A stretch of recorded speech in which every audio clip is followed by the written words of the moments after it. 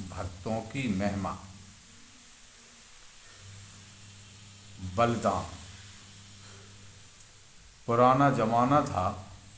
एक महान त्यागी तरुण ने अपनी घोर साधना के बाद 16 साल की आयु में भक्ति का एमए पास किया।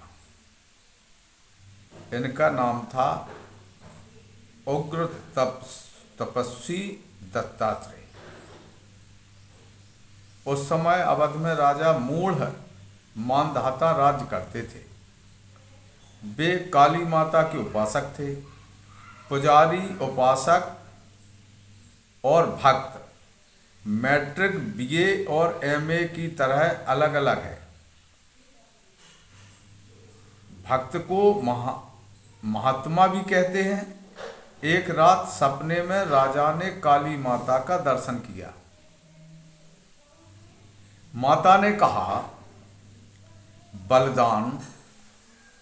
माता जी के कहने का लक्ष्य था अपने अहंकार का बलिदान कर मेरी भक्ति पास कर। परंतु राजा उस लक्ष्य पर नहीं पहुंचा।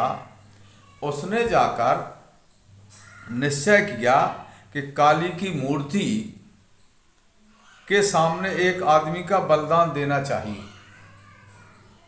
नहीं तो राज्य का कुशल नहीं। सच है, कोई किसी का लक्ष्य नहीं देखता। राजा को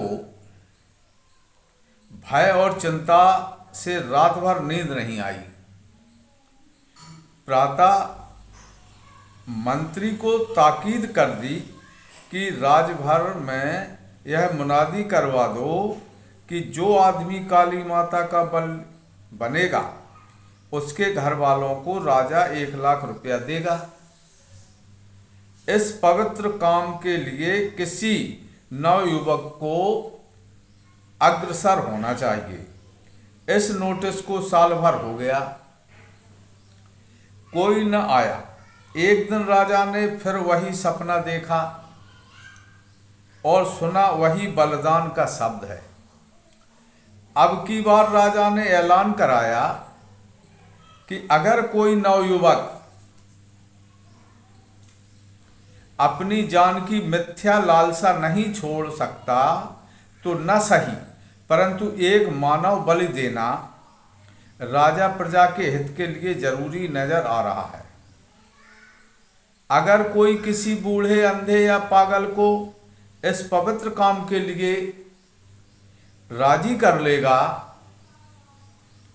तो वह 1,00,000 रुपया पुरस्कार पावेगा। एक दूसरे विज्ञापन को भी 1 साल हो गया।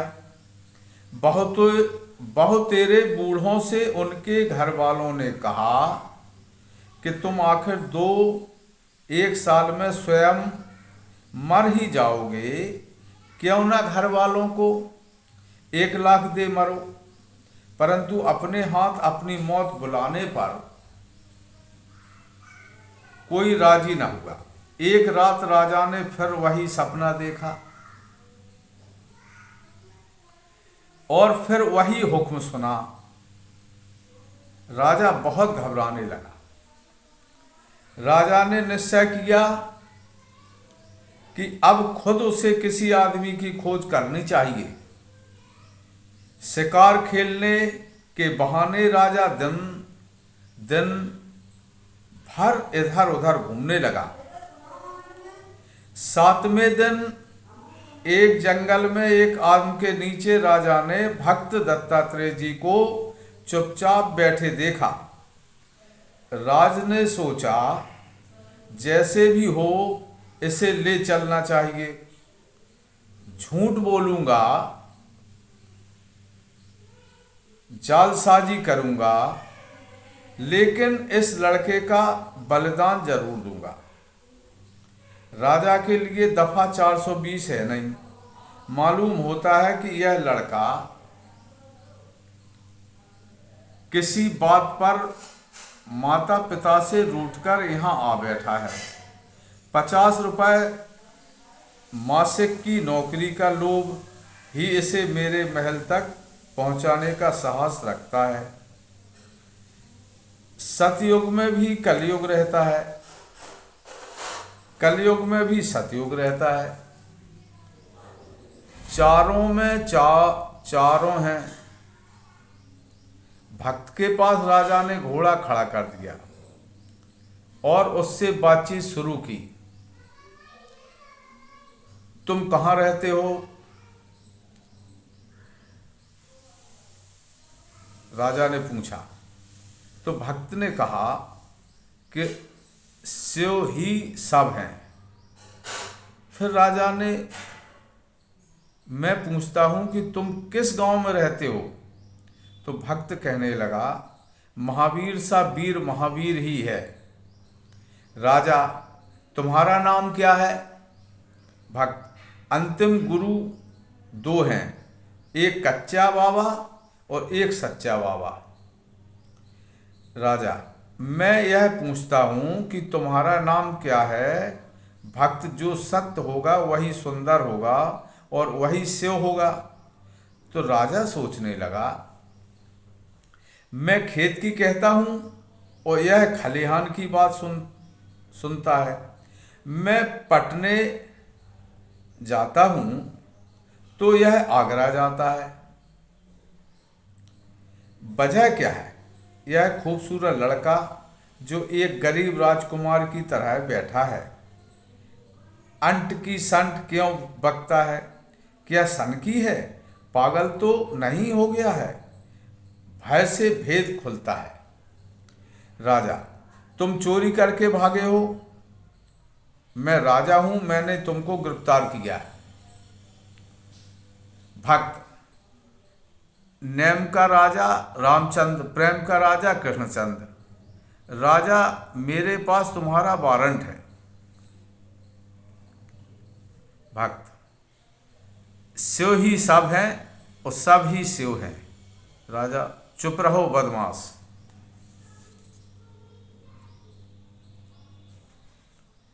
भक्त,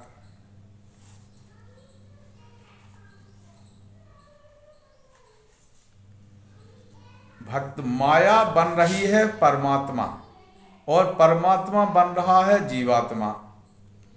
हाय, अब कैसे कल्याण होगा? इतना कहकर वह फूट फूट कर रोने लगा। उसके नयनाभिराम नयनों से मोती मालाओं का निर्माण होने लगा। राजा ने निश्चय किया कि लड़का पागल है। उतरकर राजा ने उस लड़के को अपने पीछे घोड़े पर बैठाकर अपने महल की राह ली। राजधानी के बाहर पूर्व में काली माता के मंदिर पर आज भारी भीड़ हो रही थी। 4 पंडित प्रातःकाल से हवन कर रहे हैं। दोपहर के 1 बजे एक सुंदर लड़के का बलिदान होगा। लड़के लड़की नर नारी सभी आ रहे हैं। पुलिस सबको गोल चक्कर में बिठा रही है। पुलिस कहती थी, शोर मत करो, राजा साहब पधार रहे हैं। ठीक 12 बजे एक बंद पालकी आई और हाथ में नंगी तलवार लिए राजा साहब उतरे।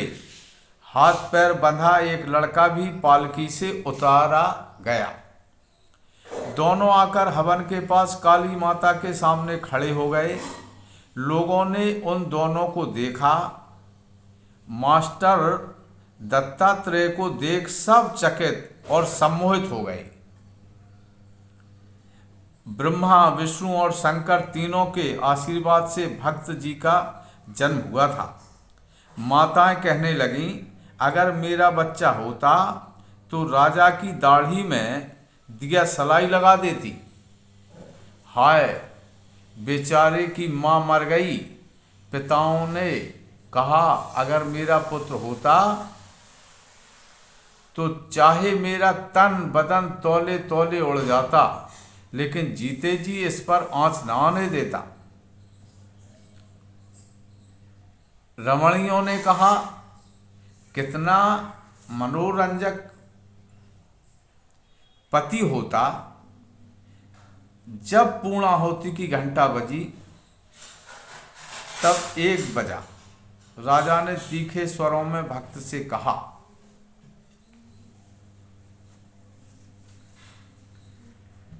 राजा कुछ खोगे? भक्त, अज्ञान को खाऊंगा। राजा, कुछ पियोगे? भक्त, द्वैत को पीऊंगा, द्वैत को पी लूंगा। राजा, किसी को देखोगे? भक्त, सबको देखूंगा। राजा, किसी से कुछ कहोगे? भक्त, शिव से कहूंगा कि तू ही सब है। राजा, मैं कौन? भक्त, सत्यम शिवम सुंदरम। राजा, तू कौन? भक्त, सत्यम शिवम सुंदरम। राजा तलवार दिखलाकर, यह क्या है? भक्त, स्वयं सत्यम शिवम सुंदरम। राजा, काली मूर्ति के प्रति इशारा कर, वह कौन है? भक्त, सत्यम शिवम सुंदरम। राजा, तुम्हारा बलिदान दिया जाएगा।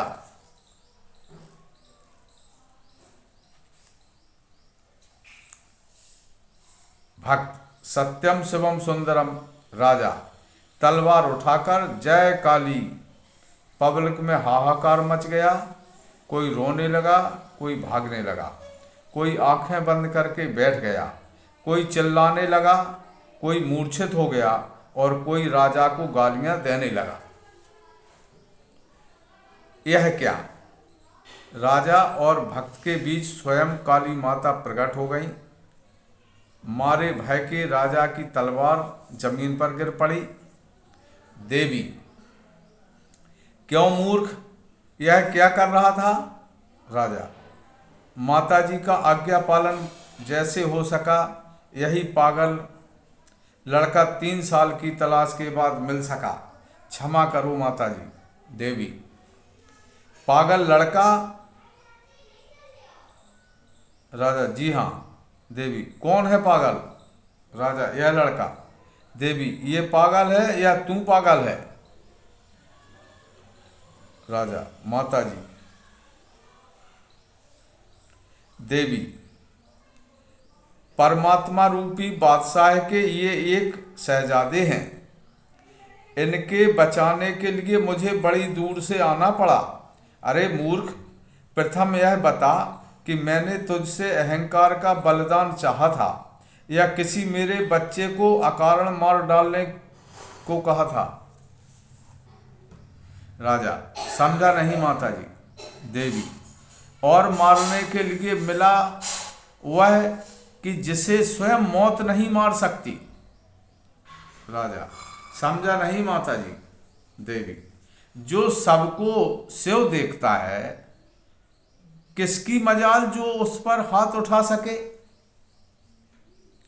राजा, समझा नहीं माताजी। देवी, यदि मैं न आती और तू तलवार चला देता तो यह तलवार तेरा ही मस्तक काट डालती।